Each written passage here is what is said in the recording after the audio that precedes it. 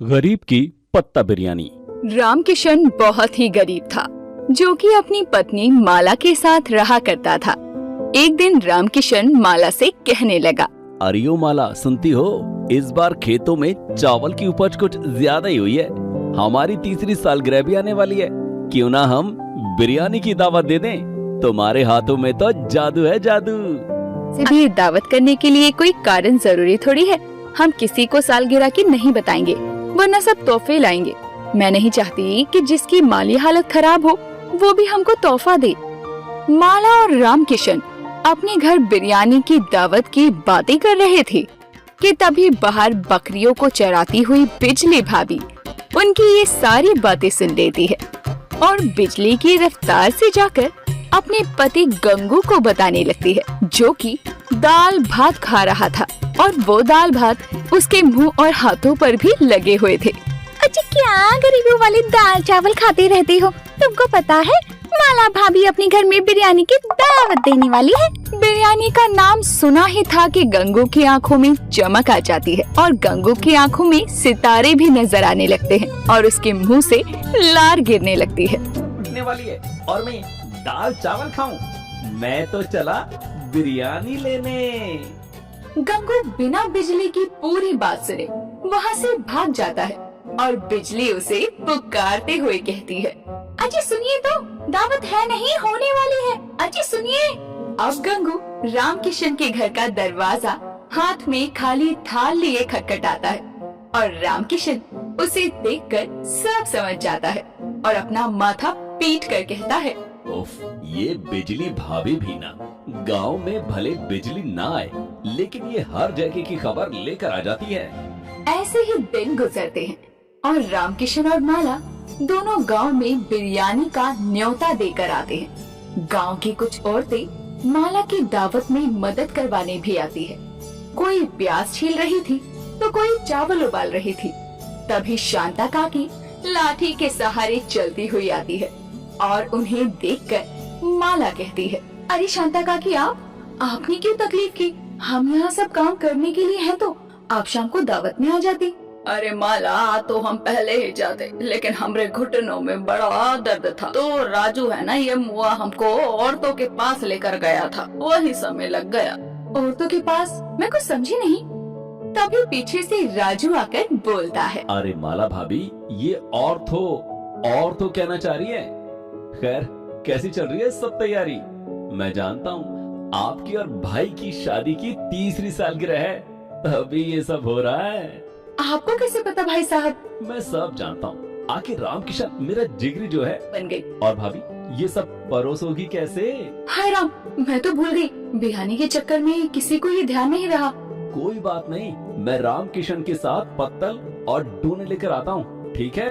राजू ये बोलकर रामकिशन को आवाज लगाकर बाजार चला जाता है और वहीं एक पेड़ की आड़ में छुपा हुआ किरोरी मल सेठ खुद से बोलता है, अरे रे, ये गरीब चले हैं बिरयानी की दावत देने।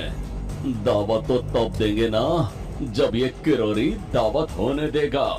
अभी चक्कर चलाता हूँ और सब पत्तल गायब करवाता हूँ। ये बोलकर किरोरी मल अपने कुछ आदमियों को कॉल लगाकर सब दुकानों से डोने और पत्तल खरीद लेता है और अपने घर में चाय की चुस्की लेते हुए खुद से बोलता है, बड़े आए थे बिरयानी की दावत देने, अजी मैंने सेठ होकर दावत नहीं दी और ये भिखारी गांव वालों को खाना खिलाएंगे। आप खिलाओ बेटा, बिना पत्तल के खाना। किरोरी ये बोलकर बहुत खुश होता है और वहीं राजू और रामकिशन बाजार छान लेते हैं, लेकिन उनको बिरयानी खिलाने के लिए पात्र नहीं मिलते। अब क्या करें भाई, शहर चलें क्या? कैसी बात करता है? शहर क्या ना, तो दावत कल रखनी पड़ेगी।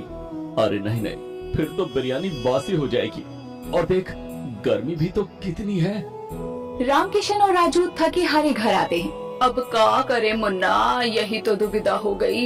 एक काम करते हैं, सबसे कह देते हैं कि अपने अपने घर से अपने अपने बर्तन लेकर आए।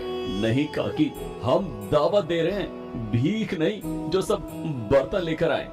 कितना गंदा लगेगा। सब ये सोचकर बहुत ज्यादा परेशान थे।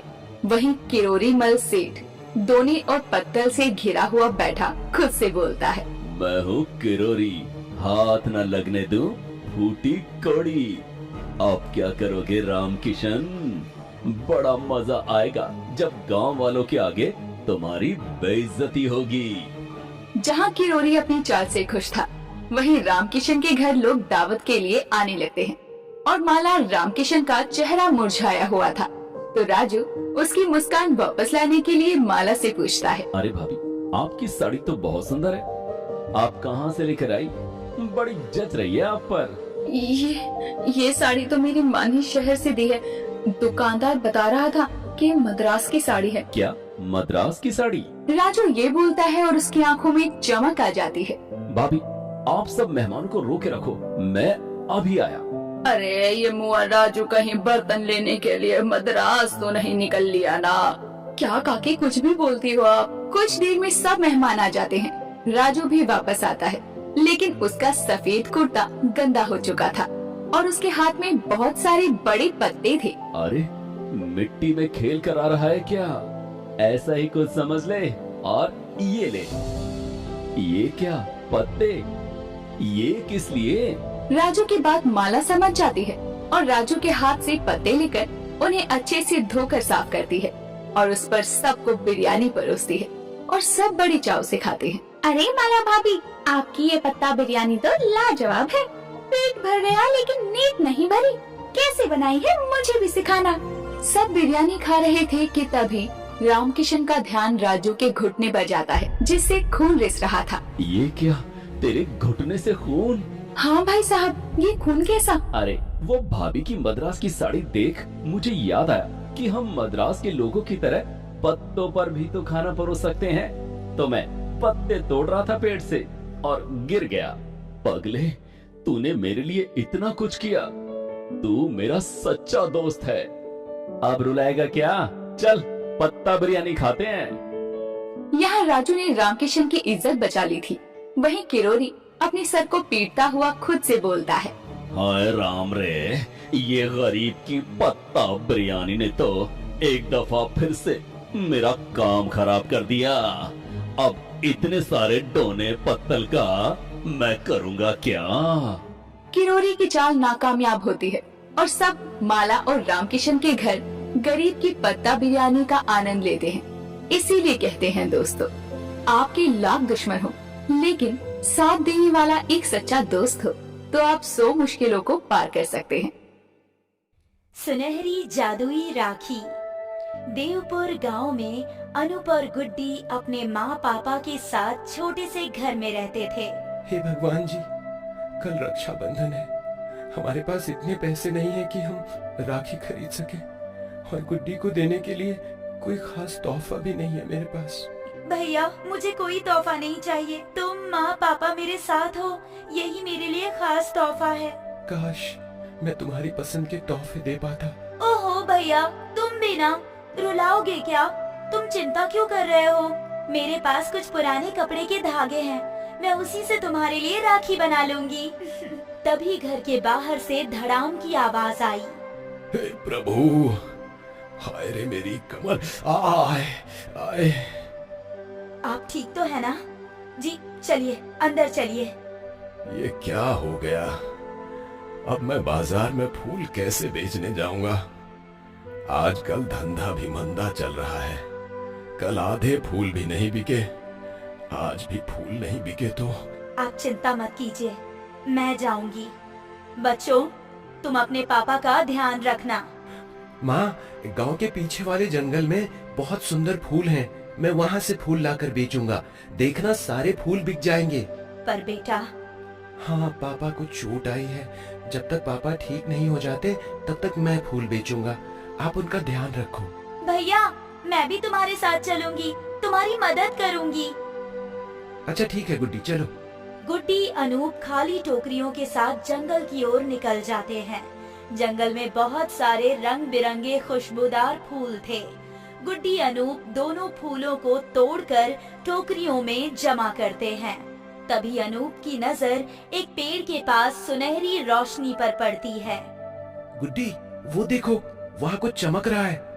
हाँ भैया, चलो चलो चलकर देखते हैं। दोनों उस चमकती हुई चीज के पास जाते हैं और उन्हें एक सुनहरी राखी मिलती है।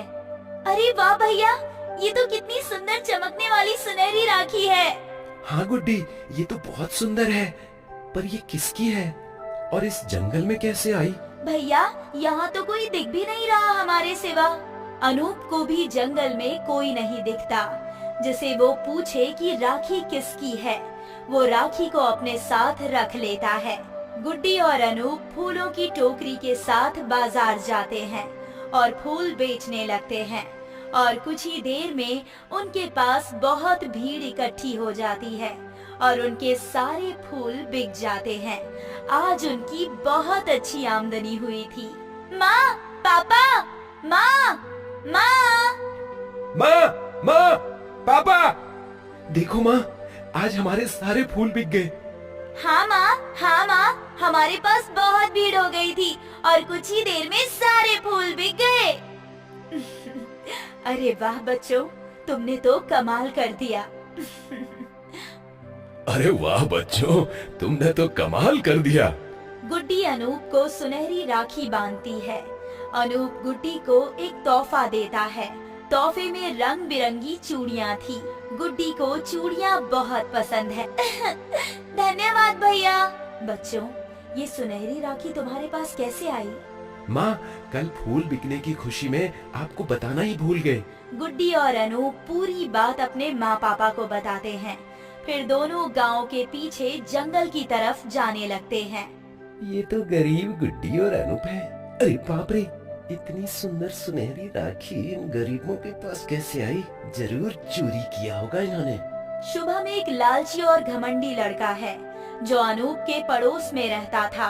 शुभम अनूप और गुड्डी का पीछा करते हुए गांव के पीछे वाले जंगल में पहुंचा। अनूप और गुड्डी टोकरियों में फूल जमा कर रहे थे। तभी वहां एक चमकदार रोशनी होती है और वन देवता प्रकट हो जाते हैं। मैं एक सुनहरी राखी ढूंढ रहा हूँ बच्चों। क्या तुमने देखा है कोई सुनहरी चमकती हुई राखी? माफ कीजिएगा वन देवता, हमें पता नहीं था ये सुनहरी राखी आपकी है। रुको अनूप, तुम नेक दिल और ईमानदार हो, तुम इस राखी को रख लो। पर एक बात का ख्याल रखना, ये जादुई राखी है। ये तुम्हारी सारी इच्छा पूरी करेगा। अगर ये किसी लालची व्यक्ति के हाथ लग गई तो वो इसका गलत इस्तेमाल करेगा। तो तुम इस राखी का ध्यान रखना और गलत इस्तेमाल मत करना। एक चमकदार रोशनी हुई और वन देवता गायब हो गए। अनूप और गुड्डी फूलों की टोकरी लेकर बाजार की ओर चल दिए। तभी पेड़ के पीछे से शुभम बाहर आया, जिसने वन देवता की सारी बातें सुन ली थी। आज भी अनूप और गुड्डी के सारे फूल बिक जाते हैं। दोनों हाथ जोड़कर वन देवता को धन्यवाद कहते हैं और घर जाकर माँ और पापा को जादुई राखी और वन देवता के बारे में सब कुछ बताते हैं। अनूप अपनी जादुई राखी से अपने पापा की चोट ठीक कर देता है। कुछ ही समय में अनूप और उसके परिवार वाले अमीर हो जाते हैं। गांव में बहुत बड़ा सा घर ले लेते हैं। रंग बिरंगे मनमोहक खुशबूदार फूलों से बाजार महक उठता है। उनके फूल हाथों हाथ बिक जाते हैं। वो दिन दुगनी रात चौगुनी आमदनी करने लगते हैं और गरीबों की खूब सेवा करते हैं। अनूप जादुई राखी से सबकी मदद करता है। शुभम अनूप और गुड्डी के परिवार की इतनी तरक्की होता देख जलने लगता है।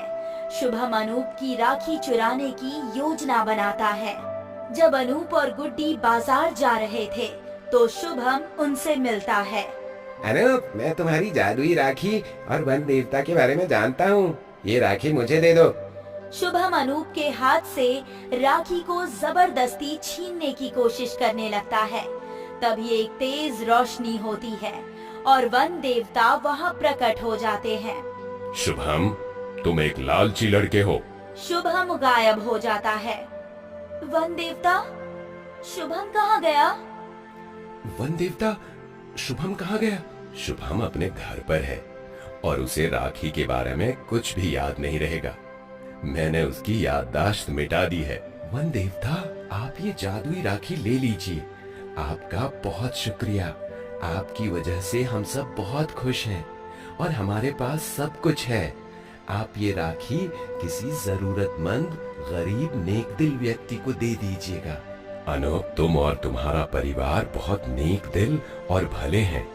मैं तुम्हें और तुम्हारे परिवार को आशीर्वाद देता हूँ। एक तेज रोशनी के साथ वन देवता चले गए।